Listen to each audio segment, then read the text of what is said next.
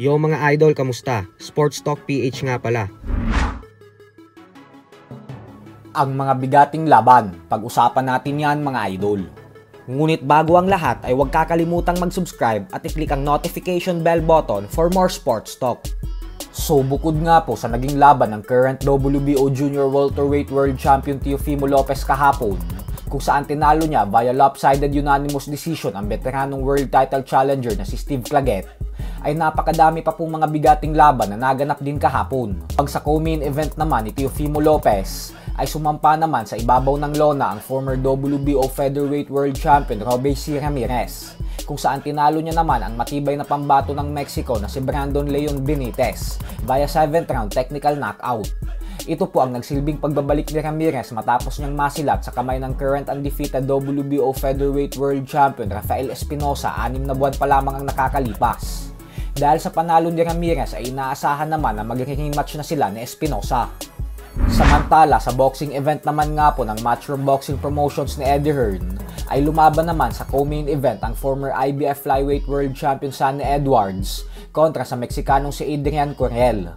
Sa laban na ito ay maliwanag na walang panama ang Meksikano pagdating sa puntusan. Kaya naman matapos magtamo ng matinding bitak ni Edwards nang dahil sa accidental headbutt, ay nakuha pa din ito ang panalo via technical decision sa score na 90-82, 88-84 at 87-85. Umabante na ngayon ang record ni Edwards sa 21 wins with 4 knockouts at isang talo lamang. Habang sa main event naman ay nagtuos ang dalawang bigating boksingero sa 115-pound super flyweight division na sila undefeated knockout artist and rising star Bam Bam Rodriguez at ang Mexican legend na si Juan Francisco Estrada. Tila nagmistulang one-sided nga po ang sagupaan na ito gawa ng masyado talagang mabilis at malakas si Rodriguez para sa matandang legend na si Estrada.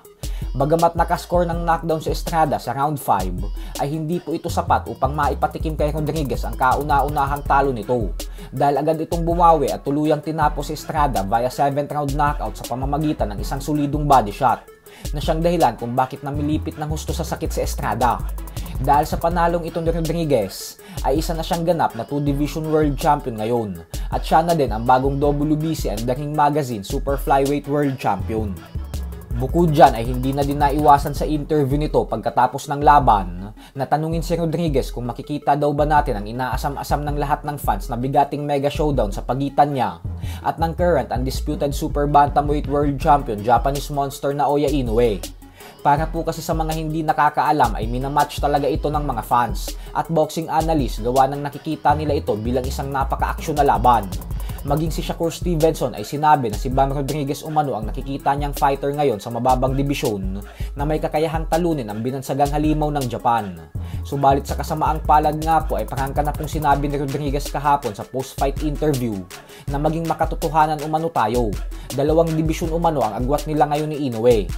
Kaya naman para sa kanya daw ay isang fantasy fight lang daw sila ni Inoue. Bukod dyan ay sa ngayon umano ay target niyang manatili sa super flyweight division upang kolektahin ang lahat ng major world title belt sa division na ito. Hanggang sa tuluyan siyang maging isang ganap na undisputed super flyweight world champion. Kaya naman dahil dyan ay malabo po talaga silang magtuos ni Inoue. So hanggang dito na lang po muna tayo mga idol.